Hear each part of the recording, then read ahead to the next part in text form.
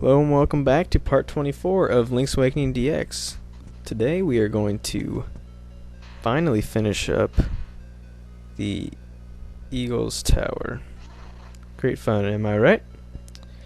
Anyway, just thought I'd let you guys know. My original recording of this was almost 18 minutes long, and instead of breaking it into two parts, which I very easily could have, I didn't, solely for the reason was that if I would have broken it into two parts, one part would have been full of content and the other part would have been nothing. So anyway, yeah, the ogre from the key cavern can now be killed with 2 hits. It's pretty sweet. And you do get a key from that anyway. And that space which is diagonally down to the left of that blue diamond will lead you to a secret seashell if you'd so like. And I hate these things with a passion. It's so hard to get them right. And the funny thing is I know how I complain so much about how I hate the Eagle's Tower, but I think this is the fastest I've ever actually cleared a dungeon.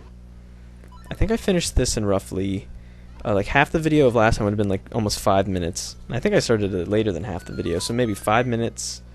And then, not including dying, which I did twice, not including dying and the boss battle itself, I think I finished this dungeon in maybe 8 minutes?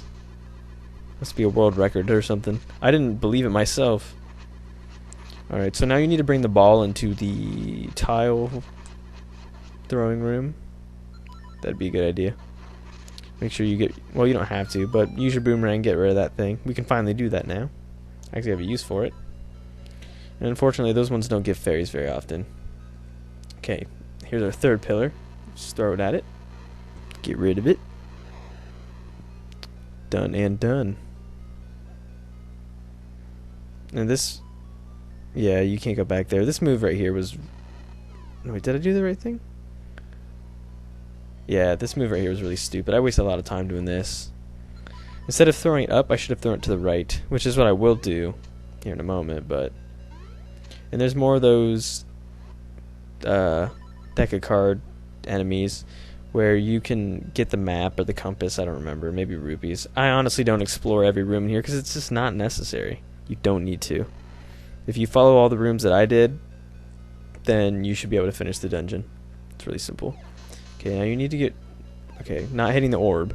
You need to get the ball back down there again, and then, unfortunately, we have to do the whole big loop around the floor, much to my dismay, because I don't like, you know, you gotta go all the way back down and around. Can't go this way. The cheese is up. Kill the slime.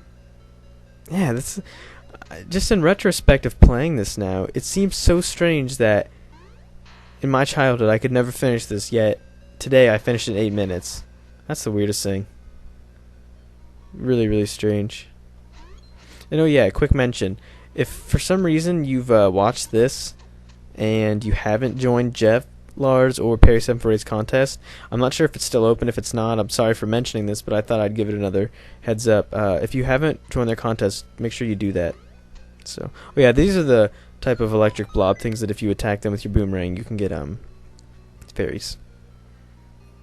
Alright, so we need to bring the ball into this room. Well, the room with the deck of card guys. And I know some of you might be like, oh, but you didn't go explore every room, you didn't do this, you didn't do that. Well, in reality, you don't need to, because the majority of the rooms have rupees. There's a secret seashell in here that you can get if you fall down where I told you to. You know, it's stuff that you don't really need it. Especially in here, because you're not going to want to spend any more time in here than you absolutely have to.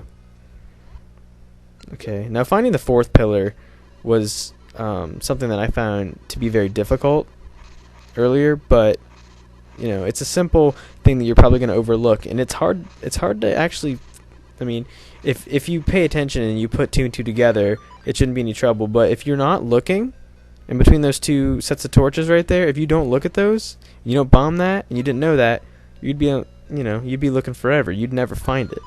So you need to place a bomb right there that blows that wall up, And this leads you down to where the deck of card characters were.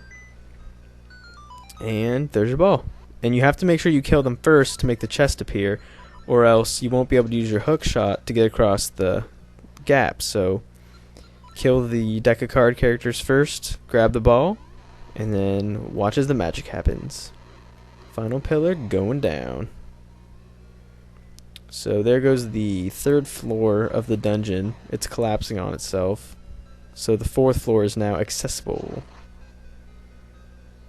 And I could have shown you what the 3rd floor looked like before the 4th floor collapsed on it, but it's only like 3 or 4 rooms, so it's kind of pointless for me to do that. You'll see. It's nothing minor. That's why I said 3.5 floors, because the 3rd floor is pretty useless up until you collapse the final pillar. So there's nothing you can do there. Oh, what's this? You've got the mirror shield. You can now turn back the beams you couldn't block before. Once again, a useless dungeon item. This item was only put in the game for one purpose, and that's something that I'll show later. You'll see. But yeah, it's definitely not useful in this dungeon very much. I could have used it and it would have prevented my death a couple of times, but in reality it's not really useful.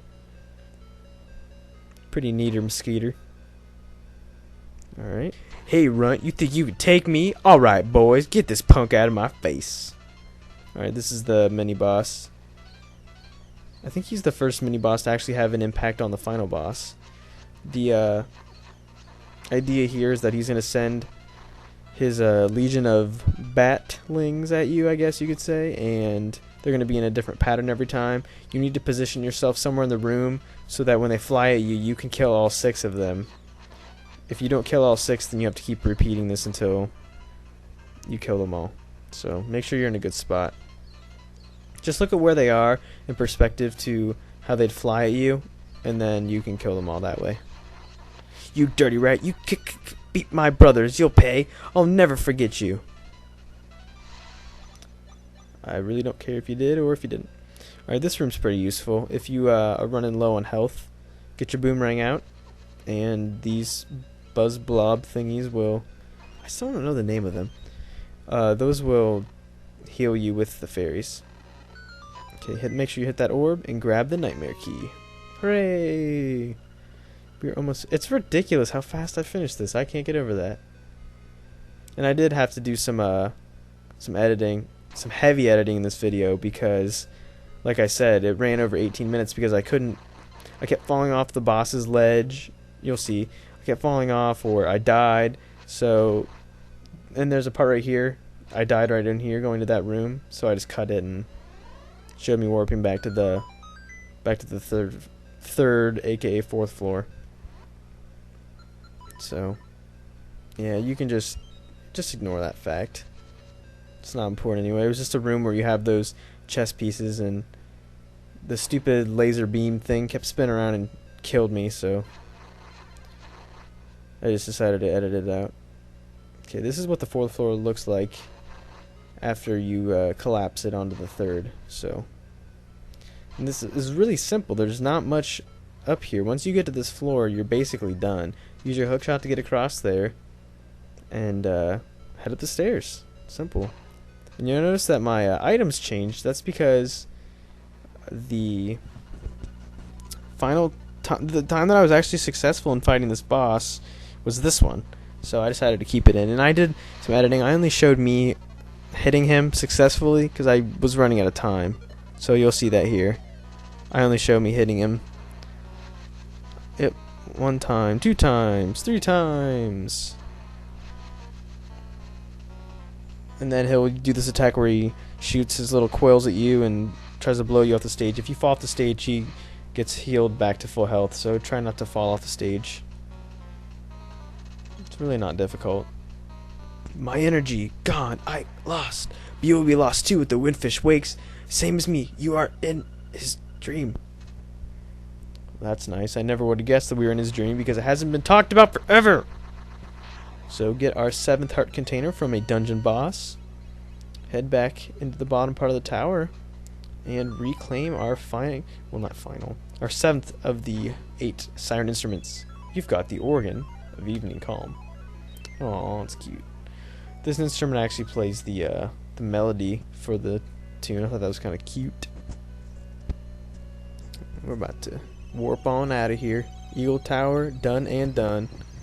Just really weird how easy this was. Ocarina. The music of the ocarina leads. Alright, I've been NHSDL6, guys. Thanks for putting up with my heavy editing. Thank you and subscribe.